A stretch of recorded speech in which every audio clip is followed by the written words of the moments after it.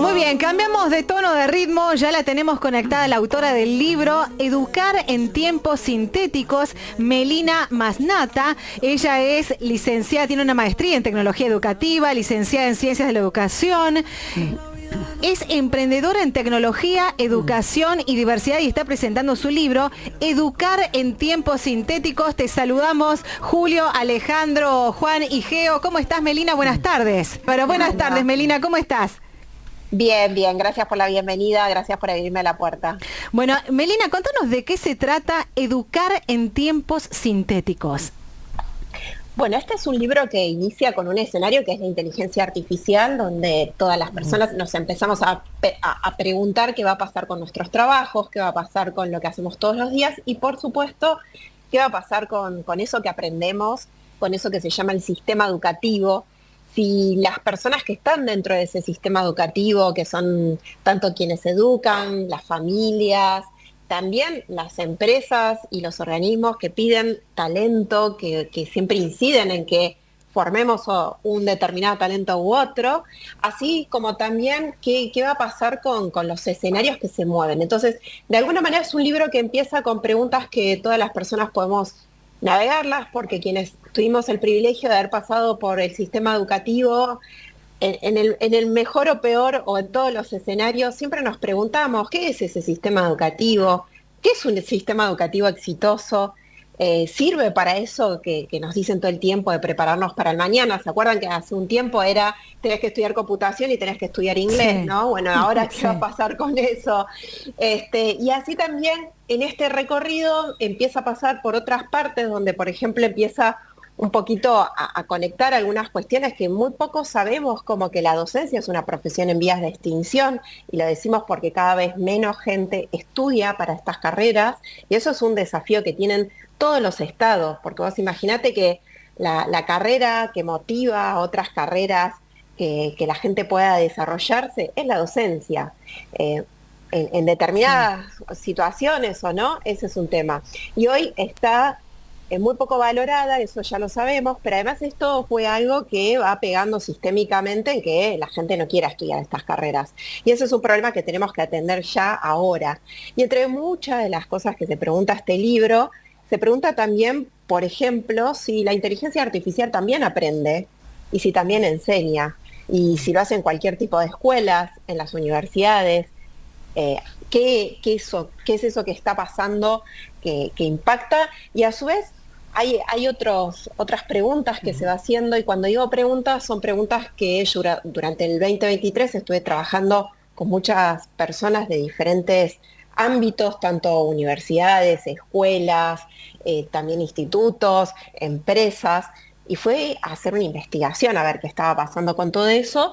Y hay algunas cosas que aparecen, como por ejemplo, si el saber, eso que lo llamamos hoy por hoy saber, tiene formato de TikTok o no, si aprendemos a través de las redes sociales, si esas redes sociales hoy nos traen nuevas patologías a viejos temas que por ahí no habíamos abordado. Hoy estamos empezando a hablar mucho de lo que implica la salud mental, pero todos estos temas tienen un impacto en el aprendizaje. Si alguien no está con las capacidades determinadas o la atención, por ejemplo, hace que aprender sea un lujo, ¿no? Como decimos todos los días. Entonces, ese es el recorrido, es un recorrido que está hecho con preguntas, respuestas, pero sobre todo con datos, casos, experiencias, que no solo pasan en los ámbitos, sino también pasan en espacios que a veces no nos damos cuenta, pero las innovaciones también están en las aulas, y no las valoramos o no las sistematizamos,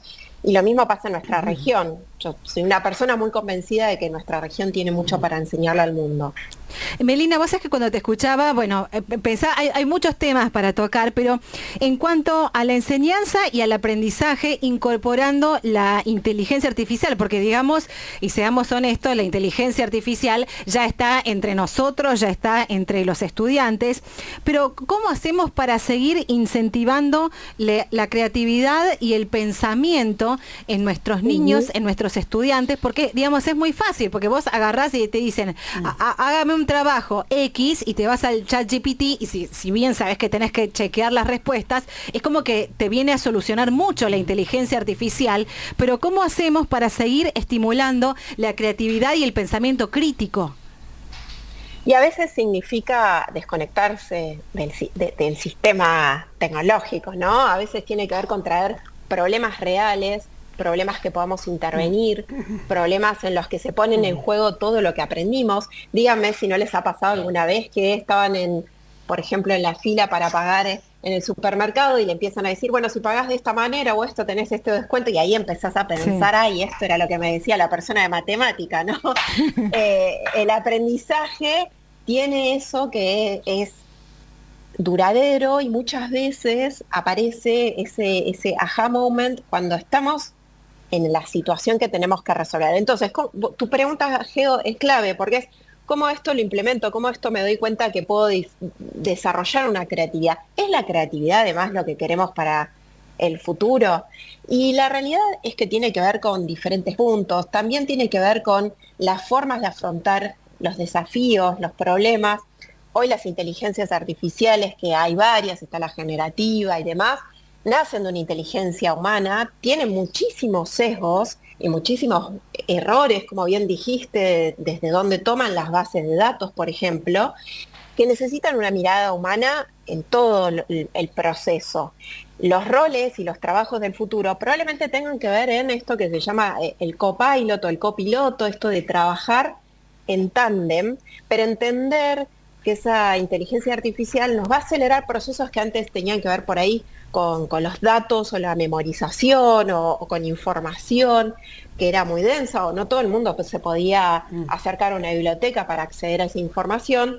Hoy por hoy la inteligencia artificial nos trae otros desafíos, pero que son valiosos y son importantes, y lo que traigo también en el libro es el desafío de estos escenarios, donde también hablamos de cambio, crisis climática, como querramos llamarlo, pero que, por ejemplo, pedirle a ChatGPT, como bien dijiste, lo que se llama un comando, que es una pregunta o un prompt, exacto, eso está estipulado entre que más o menos energéticamente lleva unos 5 litros de agua potable, si lo escalamos a impacto o huella de carbono, como solemos decirlo. Entonces, imaginémosle que preguntarle va a ser caro y va a ser difícil. Entonces quizás deberíamos las personas entrenarnos o aprender a hacer buenas preguntas, porque quien dice el día de mañana quizás tengamos la oportunidad en todo nuestro sistema escolar, por ejemplo, en hacer 5 preguntas. Ahora esas 5 preguntas las vamos a tener que hacer muy bien. Entonces ese es el desafío en estos escenarios sintéticos, para pensar y aprovecharlos, porque ya sabíamos que habían cosas que no funcionaban, pero habían otras que sí y que son muy importantes. Melina. El contacto, sí. Alejandro te saluda, ¿cómo estás? ¿Cómo estás? A propósito de esta cuestión y del título del libro, Educar en tiempos sintéticos, digo, mientras tanto, todo esto se va produciendo, hay docentes que están enseñando. ¿Cómo está preparado el sistema para incorporar esta tecnología? Porque algunos especialistas en educación planteaban, ya en el siglo pasado, y estoy hablando del siglo XX, esto de que había una escuela del siglo XIX con docentes del siglo XX, pero con alumnos del siglo XXI. Entonces, ¿cómo incorporamos o cómo está preparado el sistema argentino, y si esto se puede incorporar de una manera rápida para que los chicos no pierdan el interés en el sistema actual y entren a buscar por su cuenta información, cómo preguntar y todo ese tipo de cuestiones? Bueno, la buena noticia es que sí, los docentes hacen buenas preguntas y trabajan con escenarios emergentes y recursos, muy pocos recursos, vamos a decirlo, en Argentina sobre todo. Y los casos que yo traigo son casos de personas que utilizan la tecnología para ciertos momentos del proceso de enseñanza y aprendizaje. Hacen un proceso previo de lo que se llaman las famosas preguntas más socráticas, de esto y por qué pensamos esto y esto de dónde vendría. En ese proceso hacemos esto que bien dijeron del famoso prompt, generamos de una manera muy asertiva cómo acercarnos a la inteligencia artificial, pero también hay una realidad, que la escuela de hoy es una escuela que quienes son docentes y son comprometidos con su práctica, que hay que ser valiente para hacerlo hoy por hoy, son personas que se toman muy en serio transformar la vida de las personas. Y en las entrevistas, en los trabajos, en las investigaciones que realicé el último tiempo, muchos me decían, mira, la realidad es que después de la pandemia yo tengo que hacer que en el aula pasen cosas que valga la pena que vengan a la clase. Que estar en un lugar presente, estar con otros compañeros y compañeras, la situación de encuentro humano sea valioso. Y muchas veces eso pasa con generar instancias de desafíos, generar instancias donde te invito a vos a que vayas primero, experimentes, busques, después vengas, yo te dé herramientas para que entiendas si vos estás evaluando de la misma manera que yo. De hecho, algo que aparece todo el tiempo es el docente que le pide a los estudiantes que evalúen a la tecnología y que evalúen a la inteligencia artificial. Y ahí mismo son los estudiantes los que dicen, bueno, esto no es como yo pensé, o realmente es verdad, no le pondría un 10, por ejemplo. Sí. Y para todo esto que les cuento no se necesita mucha inversión, eso también es real.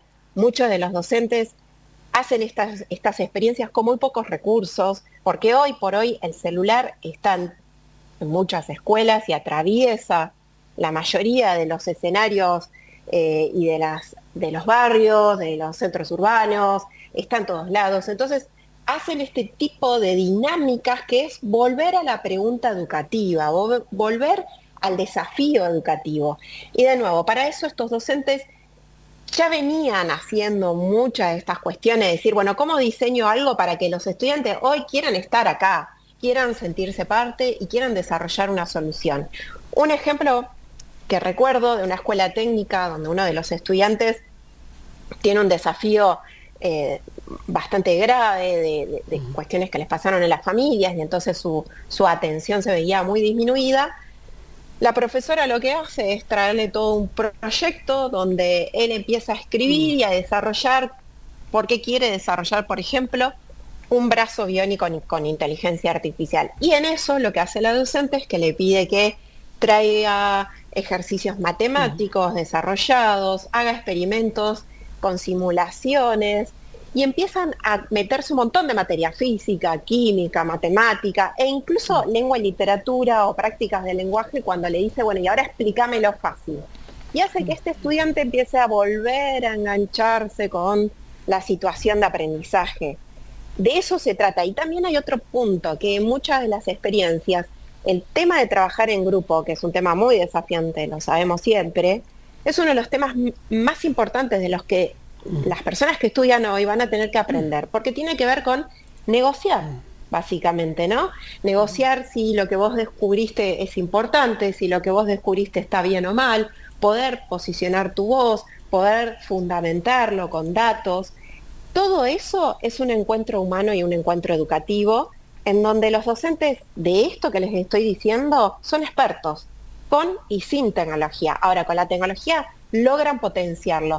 ¿Tienen que saber programar? En la mayoría de los casos no. Les piden a los estudiantes que vayan un poquitito más y empiecen a ver si esta tecnología que hoy programa o no programa está a la altura de las circunstancias. Y empiezan a aparecer ahí muchas cosas curiosas e interesantes, sobre todo esto que veníamos, y es una gran falacia, ¿no? De decir, bueno, son nativos digitales, entonces entienden todo. Todo lo contrario, son más presos de un sistema tecnológico en el que no entiendan que está creado con un propósito, y es un propósito comercial, que no es que está mal o bien, es un propósito comercial de tener más usuarios, y no es un propósito educativo ni formativo. Para eso, de nuevo, los docentes vuelven a estar en el centro. Melina, Julio te saluda, ¿cómo te va? Buenas tardes. ¿Cómo estás, Julio? Muy bien, no, estaba pensando en un delicado equilibrio entre un sistema educativo tradicional, con saberes que se requieren tener, y obviamente la introducción de las nuevas tecnologías, en este caso la inteligencia artificial, que como hemos visto en muy poco tiempo ha tenido una evolución pero terrible, digamos, no te da tiempo para alcanzarla realmente y para tratar de comprenderla en toda su dimensión. Lo que digo es, si un uso intensivo de redes y de inteligencia artificial no genera algún tipo de pereza en los estudiantes, que bueno, total, ¿para qué me voy a poner a estudiar si después la inteligencia artificial me resuelve todo? ¿Hay algo de eso? Hay algo de eso y hay algo del corrimiento del adulto, ¿no? Y eso un poco es lo que aparece en el libro. Hay una parte donde hablo sobre los estudiantes, entrevisto a estudiantes y les pregunto qué les pasa en relación a esto, porque en realidad la educación y el sistema educativo siempre es un proyecto de futuro, es un proyecto de qué sociedad queremos, es un proyecto de qué tipo de vínculos, qué tipo de desarrollo económico queremos incluso, y en eso pensémonos como adultos, nos cuesta incluso al día de hoy pensar en un país de acá a 3 años. Imaginemos que el sistema educativo necesita un proyecto de acá a 10 años, mínimo. Entonces, esto que vos traes muestra, en realidad es una foto de la ruptura social que tenemos con estas personas que tenemos que acompañar y de motivarlas y mostrarles otros caminos. Ahora, sí es cierto, y acá de nuevo con esto contraintuitivo que aparece como grandes titulares, a los estudiantes no les interesa, o hay un punto de realidad, pero hay otro punto que tiene que ver con las nuevas patologías. Las tecnologías en esto, como todo, y su uso, y cómo está pensado, traen otro tipo de adicciones, en las cuales al día de hoy las compañías de tecnología poco se hacen cargo. Díganme si a ustedes no les cuesta en la mesa dejar el celular, ¿no? Con los grandes, imagínate con los chicos, y con los grandes me cuesta. Exacto, y con los grandes y con los chicos explicarles, por favor, en este momento vamos a tener atención plena. Y la atención plena o enfocada es lo que necesitamos en cualquier experiencia de aprendizaje. Entonces aparecen estas nuevas situaciones en las que casi que naturalizamos, pero sí es importante identificar que quizás la escuela es un espacio para justamente pensar diferente y no pensar rápido. Claro. Porque también la ansiedad, y acá dijeron algo, Julio, vos trajiste esto de, bueno, estás como entre esta tensión, ¿no? De ¿para qué? Y por otro lado, lo rápido que lo resuelve. Ahora, también nos da ansiedad eso rápido. Y nos da una ansiedad, de hecho, hay una clasificación que ahora vivimos todas las personas como la ansiedad de sentirnos obsoletos y obsoletas, porque como todo va tan rápido, no llegas nunca. Entonces hay un punto en donde nos eleva la ansiedad. Imaginemos con personas que tienen emociones menos desarrolladas, como son las personas jóvenes. ¿Qué les pasa? Entonces, la primera respuesta es la desconexión. Y hasta es una respuesta, les diría, positiva. Desconectarte es positivo porque no podés traducir lo que te está pasando ahí. Y entonces acá vuelve un gran desafío, que es el para qué de las cosas, ¿no? Esa pregunta que tenemos casi a los 3 años, ¿no? ¿Para qué hago esto? Bueno, volvemos a preguntarnos el para qué. Y probablemente lo que nos toque vivir, y vamos a ser protagonistas de estos cambios, es volver a preguntarnos para qué vamos a ir a la escuela. Sí, seguramente nos vamos a ir para encontrarnos, para aprender a vivir en sociedad, para poder negociar, para poder aprender un montón de habilidades sociales, de vinculación, bases críticas para poder aprender a manejarnos en este mundo que va a tener estas tensiones entre lo que va rápido en un punto, va veloz, pero que en un punto también se va a volver cada vez más difícil de acceder. Y esto lo traigo porque todos hablamos de ChatGPT, pero hoy no todos accedemos a la versión paga. Claro. Y hace poco... cuesta $20 mensuales. Está muy caro. Entonces, hicimos una investigación en 19 países de Latinoamérica, casi 13.000 docentes nos respondieron. El 93% dicen que la inteligencia artificial viene a cambiar su práctica educativa de manera positiva. Esto está buenísimo, porque en general pensamos que van a tener... Es una herramienta. Exacto, dicen, bueno, esto nos va a venir a cambiar positivamente para temas de administración, las evaluaciones. Ahora, menos de la mitad la usó, y cuando le preguntas para qué la usa o por qué no la usa o por qué no la usarían en sus clases, la mayoría nos dice, bueno, primero y principal, porque entrar y acceder, como ustedes dijeron, a la versión donde tenés toda la experiencia, porque no solo es paga, es que tenés toda la experiencia, donde te dice mejor, bueno, o sea, vamos a acceder a una información de mayor calidad, por decirlo así, o con mayores habilidades. Es paga y no sale 2 pesos, como ustedes dijeron, sale $20. Entonces vamos a empezar a tener acceso a la tecnología en diferentes calidades. Claro. ¿No? Es como el Wi-Fi en diferentes calidades, Internet en diferentes calidades. Y para eso necesitamos un uso que trascienda esto. que Sí. vuelva más criterioso y crítico. Y algo que sí quisiera agregar a todo esto cuando ustedes hablaban es, acá sí los gobiernos tienen que tomar decisiones. Hace poco se hizo la primera ley de inteligencia artificial en la Unión Europea, Sí. exacto, donde trae muchísimas cosas súper importantes de cómo usar la inteligencia artificial en las aulas, que cada país la adaptará, y esto lo digo porque creo que deberíamos como países adaptarlo, entre varias cosas porque tiene este tema del uso de los datos. Imagínate que el día de mañana vos no vas a ir a una entrevista de trabajo, yo me voy a enterar de todo tu desarrollo en la escuela, en tus primeros trabajos, si te concentras o no, si trabajas en equipo o no. No te tengo que hacer una entrevista de trabajo, tengo todo lo que se llama la huella digital imprimida en este mundo. Y eso muy poco las personas entendemos que está Sí. sucediendo. Y es importantísimo entenderlo. Y es una de las cosas que dice esta ley, por Pero ejemplo, que tanto afecta al aprendizaje. tanto padres como docentes, digo, como padres y docentes, no tenemos que tener miedo a esto. Se puede, no es educación tradicional versus educación con inteligencia No. artificial, es Exactamente. o sea, se puede ubicar y los padres lo podemos acompañar, digo, porque recién mencionaste esto, que los chicos aprenden por TikTok. Cuando tus hijos vienen y te dicen, vos sabés, papá, qué tal cosa, y te lo preguntan, y vos decís, ¿dónde lo viste? Y te dicen en TikTok, y te da cierto miedito interno de decir, será falso, no será bueno, ¿no? Digo, ¿en qué lugar nos ponemos ahí? ¿Validamos ese conocimiento o nos vamos con él y lo chequeamos? ¿Qué lugar podemos tomar? Bueno, eso que decís es fantástico porque es la oportunidad para sentarte y preguntarle. Y cuando digo preguntarle es, y a ver quién es este usuario, y a ver qué dice, y a ver qué otras cosas está trayendo, y a ver de dónde saca la información. De eso hablamos cuando decimos, bueno, un docente, por ejemplo, o un padre o una madre, no necesita saber la tecnología.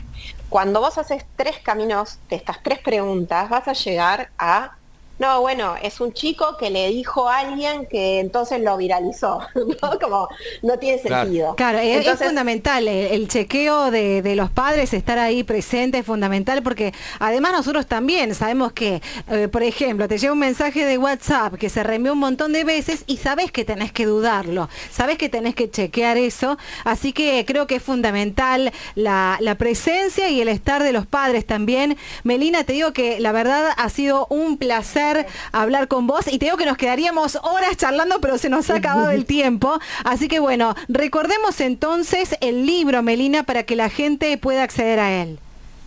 perfecto, y un solo mensaje final. Quiero decirles que no le tengan miedo a esto que dijeron. Tenemos que, al revés, tener una actitud valiente y tenemos las herramientas que son las buenas preguntas para poder resolverlo. El libro se llama Educar en tiempos sintéticos, es de Editorial Galerna, está en todas las editoriales, también se puede conseguir por ebook.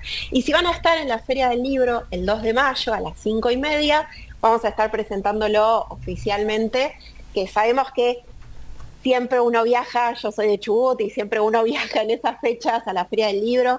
Si vienen desde diferentes lugares de Argentina, más que bienvenidos y bienvenidas. Sí. Es un placer también poder desde Latinoamérica, desde la Argentina, contar qué se está haciendo, qué nos estamos preguntando, pero sobre todas las cosas en voces de protagonistas, que eso tiene mucho este libro. Bueno, esto va a ser en la Feria del Libro en Buenos Aires, ¿verdad? En Buenos Aires, así es. Perfecto, bueno, están todos invitados entonces, te agradecemos, Melina, y bueno, y es súper interesante el tema porque está ahora, está allá y es un presente la inteligencia artificial incorporada a la educación, así que te mandamos un abrazo grande. Muchísimas gracias por este espacio, es un placer conversar con ustedes y gracias por traer estos temas a la mesa todos los días.